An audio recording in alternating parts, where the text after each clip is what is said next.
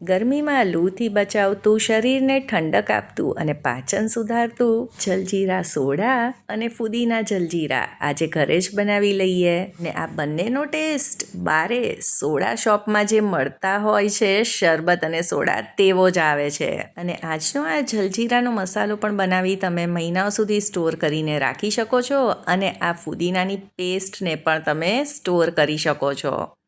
તો બારે સોડાવાળાને ત્યાં મળે તેવી જ જલજીરા સોડા બનાવવા માટે સૌથી પહેલાં આપણે આ મસાલો તૈયાર કરવાનો છે.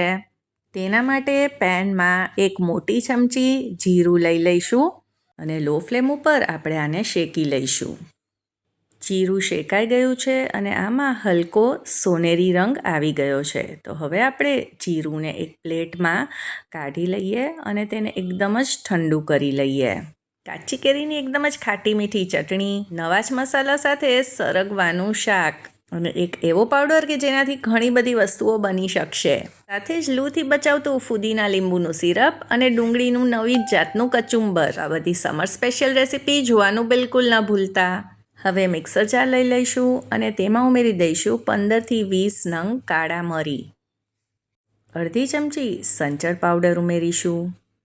અડધી ચમચી આમચૂર પાવડર અને સાથે જ કાશ્મીરી લાલ મરચું પણ ઉમેર્યું છે. તીખાશ તમે વધારે કે ઓછી કરી શકો છો.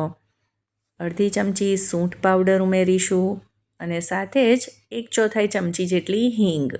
સાથે જ અડધી ચમચી મીઠું ઉમેરી દઈશું અને હવે જે જીરું શેકીને રાખ્યું છે તેને પણ આમાં ઉમેરી દઈએ. આ પાવડરને તમે બનાવીને 5થી 6 મહિના માટે સ્ટોર કરીને પણ રાખી શકો છો. તો આપણે આનો એકદમ જ ફાઇન પાવડર તૈયાર કરવાનો છે. હવે આ પાવડરને તમે કોઈ પણ કાચની બોટલમાં ભરીને સ્ટોર કરીને રાખી શકો છો. બારે 3-1 મહિના માટે સારો રહે છે અને જો ફ્રીઝમાં રાખશો તો 6 મહિના સુધી એવો ને એવો જ રહેશે. તો હવે સૌથી પહેલાં આપણે જલજીરા સોડા તૈયાર કરી લઈએ. ગ્લાસમાં આઈસ ક્યુબ્સ ઉમેરીશું અને થોડુંક મીઠું પણ. 2 ચમચી જલજીરા પાવડર અને 1 લીંબુનો રસ ઉમેરી દઈશું. અને હવે આપણે આમાં સાદી સોડા ઉમેરી દઈશું. તો આ સોડાનો ટેસ્ટ તો જે બારે સોડા મળતી હોય એકદમ એવો જ આવે છે. એકવાર આ જરૂરથી ટ્રાય કરજો. અને હા, જો સોડા ન હોય ને તો તમે આને પાણી સાથે પણ બનાવી શકો છો. હવે આ જ મસાલા સાથે આપણે પુદીના જલજીરા પણ બનાવી લઈએ. હવે મિક્સર જાર લઈ લઈશું અને તેમાં ઉમેરીશું અડધો કપ લીલા ધાણા. તો લીલા ધાણાને ધોઈ અને સમારીને લીધા છે. હવે સાથે જ અહીંયા અડધો કપ ફુદીનાના પાન પણ લીધા છે.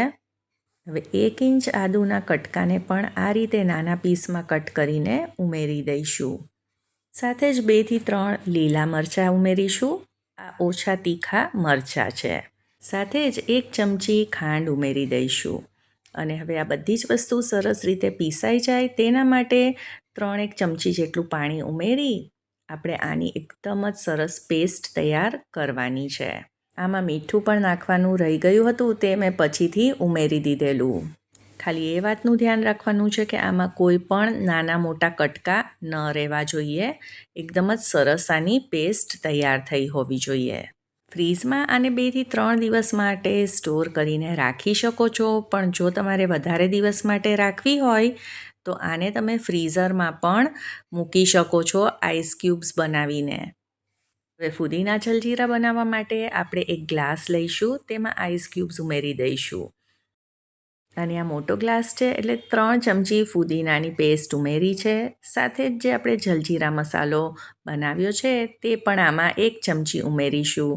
સાથે જ અડધાથી 1 લીંબુનો રસ આમાં એડ કરીશું. અને અત્યારે તો હું આમાં પાણી એડ કરી રહી છું પણ તમે આને સોડા સાથે પણ બનાવી શકો છો. તેનો સ્વાદ પણ ખૂબ જ સરસ આવે છે. અને બસ આને મિક્સ કરો અને કરો એન્જોય. આજનો આ સોડા કે જલજીરાનો પાવડર અને સાથે આ પેસ્ટ બનાવી અને સ્ટોર કરો આખો ઉનાળો અને જ્યારે પણ મન થાય ત્યારે આ બંને વસ્તુ બનાવીને એન્જોય કરો. તો આજની આ રેસીપી થોડી પણ પસંદ આવી હોય તો તેને લાઈક કરજો, ફ્રેન્ડ્સ અને ફેમિલીમાં શેર અને ચાર્મીસ ગુજરાતી રસોઈને સબસ્ક્રાઈબ કરી લેજો. સૌને જય શ્રી કૃષ્ણ.